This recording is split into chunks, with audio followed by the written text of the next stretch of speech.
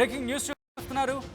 Professor కోదండరాంని Revanth తన cabinet లోకి తీసుకోబోతున్నారా అంటే అవునని ప్రచారం జరుగుతుంది. ఎమ్మెల్యే కోట ఎన్నికల్లో ఎమ్మెల్సీ పదవిని ఇచ్చి ఎమ్మెల్సీగా ఎన్నికవగానే మంత్రి పదవి కూడా ఇచ్చే అవకాశం కనిపిస్తోందనే ప్రచారం జరుగుతోంది. కోదండరాంకు విద్యాశాఖను కేటాయించే అవకాశం ఉన్నట్టుగా తెలుస్తోంది. ఇప్పటి వరకు ఎవరికీ కేటాయించలేదు విద్యాశాఖను. ప్రొఫెసర్గా పనిచేయడం, నిరుద్యోగ సమస్యల మీద పోరాటం చేసిన అనుభవంతో విద్యాశాఖను అప్పగిస్తారు అనే ప్రచారం జరుగుతోంది. ఉద్యమకారుడిగా మంత్రి పదవి ఇచ్చినట్లుగా ఉంటుందని చెప్పి అంచనా వేస్తున్నారు. సో కోదండరాంని మా ఎమ్మెల్సీగా తీసుకొని ఆ తర్వాత విద్యాశాఖ మంత్రిగా తీసుకునే యోచనలో రేవంత్ సర్కార్ ఉన్నట్టుగా తెలుస్తోంది. అప్డేట్స్ తెలుసుకుని పెడుతున్న మా ప్రతినిధి మధు అప్డేట్స్ అందించేందుకు లైవ్లో జాయిన్ అవుతున్నారు. మధు, ప్రొఫెసర్ కోదండరాంని కేబినెట్ లోకి తీసుకోబోతుందా రేవంత్ సర్కార్? మొన్న ఒక మీడియా ఛానల్కి ఇచ్చినటువంటి ఇంటర్వ్యూలో రేవంత్ రెడ్డి స్పష్టం చేసే ప్రయత్నం చేశారు. ఖచ్చితంగా కోదండరాంని తీసుకుంటాము అనేటువంటిది. కోదండరాం లాంటి వారికి ఎమ్మెల్సీ ఇవ్వబోతున్నాం అంటూ చెప్పారు. అయితే ఆయన ఎమ్మెల్యే కోటా కింద ఇచ్చేటువంటి అంటే పూర్తి మెజారిటీ ఉంది కాంగ్రెస్ పార్టీ కాబట్టి 64 స్థానాలు ఉన్నాయి. మిత్రపక్షంతో కలుపుకుంటే ఒక స్థానం మొత్తం 65 స్థానాలు ఉన్నాయి. ఎమ్మెల్సీ స్థానానికి నోటిఫికేషన్లు కూడా విడివిడిగా నోటిఫికేషన్ రావడంతో కాంగ్రెస్ పార్టీకి అదృష్టంగానే భావించవచ్చు అట్లాంటికి సంబంధించినటువంటి అంశం. ఎందుకంటే 2 సీట్లు గెలిచే అవకాశం ఉంది. 2 ఖాళీగా అయ్యాయి. ఒకటి కడియం శ్రీహరి కాగా మరొకటేమో పాడి కౌశిక్ రెడ్డికి సంబంధించినటువంటి సీట్లు. దాంట్లో 2 సీట్లు కాంగ్రెస్ కైవసం చేసుకుంటుంది కాబట్టి ఒకటి మిత్రపక్షమైనటువంటి టీజేఎస్ పార్టీ అధ్యక్షుడు తెలంగాణ జేఏసీ చైర్మన్ గా పనిచేసిన కోదండరాంకి ఇవ్వాలనుకుంటున్నా. దానికి కొన్ని రీజన్స్ ఉన్నాయి. తెలంగాణ మొన్న 2023 అసెంబ్లీ సార్వత్రిక ఎన్నికలకు సంబంధించి ఒప్పందం జరిగింది. సోనియా గాంధీని కలిశారు, రాహుల్ గాంధీని కలిశారు. కోదండరాం పార్టీకి పూర్తిగా మద్దతు తెలిపారు. కాంగ్రెస్ పార్టీకి మద్దతు ఉంటాం, పోటీ చేయట్లేదు అనేటువంటిది. ఐడియాలజీ పరంగా కూడా బీఆర్ఎస్ అంటే కేసీఆర్ కి వ్యతిరేకంగా పోరాటం చేస్తారు. తెలంగాణ ఆకాంక్షల మేరకు ప్రస్తుతం తెలంగాణలో ప్రజాపాలన కొనసాగట్లేదు అనేటువంటిది ఆ సమయంలో ఆయన వాయిస్ రైజ్ చేశారు. పూర్తి అన్కండిషనల్ గా కాంగ్రెస్ కి మద్దతు తెలిపారు. సో దాంతో భాగంగా గతంలో పొత్తులో భాగంగా ఏవైతే మాటలు హామీ ఇచ్చడం జరిగిందో సహకరించిన వారికి, పార్టీలో ఉన్నటువంటి వారికి, బయటి వ్యక్తులకి, ప్రజా సంఘాలకి, ఐఏఎస్ ఆఫీసర్లకి పెద్దపీట వేస్తూ కాంగ్రెస్ ప్రభుత్వం నిర్ణయం తీసుకునే ఆలోచన చేస్తా ఉంది. మొట్టమొదటిసారిగా కోదండరాంని బయట నుంచి పార్టీలో నుంచి కాకుండా మిత్రపక్షం కాకుండా కలిసి పోటీ చేయకుండా కోదండరాంని మంత్రివర్గంలో తీసుకుంటున్నారు. ఆయన ప్రొఫెసర్ గా పనిచేస్తారు ఉస్మానియా యూనివర్సిటీలో, అదొకటి.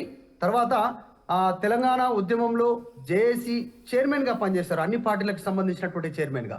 తెలంగాణలో ఉద్యమం ఉవ్వెత్తున ఎగుతున్నాడు. సాగరహారం చేశారు. మొత్తం హుస్సేన్ సాగర్ చుట్టూ సాగరహారం, లక్షలాది మందితో సాగరహారం చేశారు. తర్వాత ఉద్యోగులతో పూర్తిగా సహాయ నిరాకరణ ఉద్యమాన్ని చేశారు అప్పుడు ఉన్నటువంటి ఆంధ్రప్రదేశ్ ప్రభుత్వం పైన. చాలా సక్సెస్ కోదండరాంకి సౌమ్యుడిగా పేరుంది.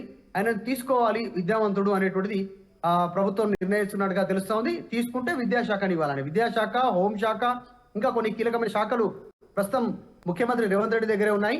సో అందులో నుంచి విద్యాశాఖను కోదండరాంకి ఇచ్చే అవకాశాలు ఎక్కువగా ఉన్నాయి. పార్టీలో చర్చ కూడా కొనసాగుతోంది. త్వరలోనే కేబినెట్ విస్తరణ ఉంటుంది.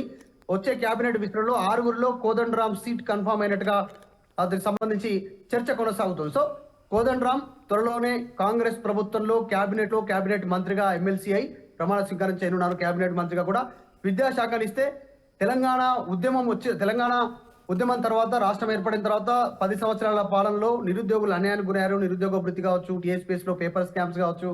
సో యువత అంతా నిర్వీర్యం అయ్యారనేటువంటిది అది కోదండరాం న్యాయం చేయగలుగుతారు భావిస్తూ నిర్ణయం తీసుకున్నట్టుగా తెలుస్తాం. సో త్వరలోనే తెలంగాణ కేబినెట్ లోకి కోదండరాం వచ్చేటువంటి పరిస్థితి సుగమం అవుతోంది. రేవంత్ రెడ్డి చాలా క్లియర్, దీనికి సంబంధించిన గ్రౌండ్ క్లియర్ చేస్తున్నట్టుగా తెలుస్తా ఉంది. ఎగ్జాక్ట్లీ మధు, మీరు అన్నట్టుగా రేవంత్ రెడ్డి దగ్గరే విద్యాశాఖతో పాటు మరికొన్ని కీలక శాఖలు కూడా ఉన్నాయి కాబట్టి కేవలం విద్యాశాఖను మాత్రమే ఇచ్చే అవకాశం ఉందా, లేకపోతే అడిషనల్గా ఇంకా మరికొన్ని శాఖలు కూడా అప్పచెప్పే అవకాశం కూడా ఉందా? అటువంటి చర్చ ఏమైనా కూడా జరుగుతుందా? ఎగ్జాక్ట్లీ ఇప్పటికే టీఎస్పీఎస్సీ ప్రక్షాళన దిశగా ప్రభుత్వం చర్యలు తీసుకుంటుంది. రాజీనామాలు కూడా ఆమోదించారు. సో అటువైపు నుంచి కూడా వాళ్ళు నిర్ణయాలు తీసుకుంటున్నారు. ఇటు విద్యాశాఖ ఉంది కాబట్టి విద్యాశాఖను అయితే పూర్తి సమర్థవంతంగా నిర్వహించేటువంటి పరిస్థితి కోదండరాం గారికి ఉండడంతో, విద్యార్థులతో, ఉద్యమ నాయకులతో ఆయనకు అనుబంధం ఉండడంతో విద్యాశాఖ అయితే కరెక్ట్ గా ఆయన నిర్వహించగలుగుతారు. కీలక బాధ్యతలు అప్పచెప్పినట్టుంటుంది. బయట ముఖ్యంగా తెలంగాణ సమాజానికి, క్యాడర్కి ఒక మెసేజ్ ఇచ్చేలా ఇచ్చిన మాట నిలబెట్టుకుంటుంది కాంగ్రెస్ పార్టీ. అంటే గతంలో ఎవరైతే పార్టీల పరంగా సహాయం చేస్తారో వాళ్ళందరికీ పదవుల రూపాయల క్యాబినెట్ తీసుకోవడం, సలహాదారులకు తీసుకోవడం, ఎమ్మెల్సీలు ఇవ్వడము, వీటన్నిటి విషయంలో లాభం చేస్తుంది కాంగ్రెస్ పార్టీ, నష్టం చేయదు ఇచ్చిన మాట నిలబెట్టుకుంటుందని చెప్పే ప్రయత్నంలో భాగంగానే కోదండరాంకి తీసుకుంటున్నట్టు తెలుసు. ప్రస్తుతానికి విద్యాశాఖను ఆయనకు అప్పచెప్పే పరిస్థితులు ఎక్కువగా ఉన్నాయి. కొన్ని రోజుల్లోనే దీనికి సంబంధించి అధికారిక ప్రకటన కూడా వెలువడే ఒక అవకాశం ఉంది. త్వరలోనే కేబినెట్ మంత్రిగా ప్రమాణ స్వీకారం చేయడానికి కోదండరాం సిద్ధం అవుతున్నట్టుగా తెలుస్తోంది. దీపాదాస్ మున్షిని కూడా కలిశారు కోదండరాం. సో కాంగ్రెస్ పెద్దలను కలుస్తా ఉన్నారు. సెక్రటరీకి వెళ్లి మంత్రులను కలిశారు, రేవంత్ రెడ్డిని కలిశారు.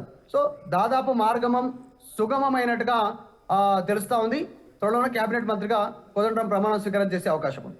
Right right thank you Madhu for the update. మొత్తంగా అయితే మాత్రం విద్యాశాఖ మంత్రిగా ముఖ్యంగా ఎమ్మెల్సీ ఎన్నికలకు సంబంధించి ఎమ్మెల్సీగా ఆయన్ని తీసుకుని ఆ తర్వాత మంత్రిగా కేబినెట్లోకి తీసుకునే అవకాశం కనిపిస్తోంది. రేవంత్ కేబినెట్లోకి ప్రొఫెసర్ కోదండరాం రాబోతున్నారు అనే ప్రచారం జరుగుతోంది.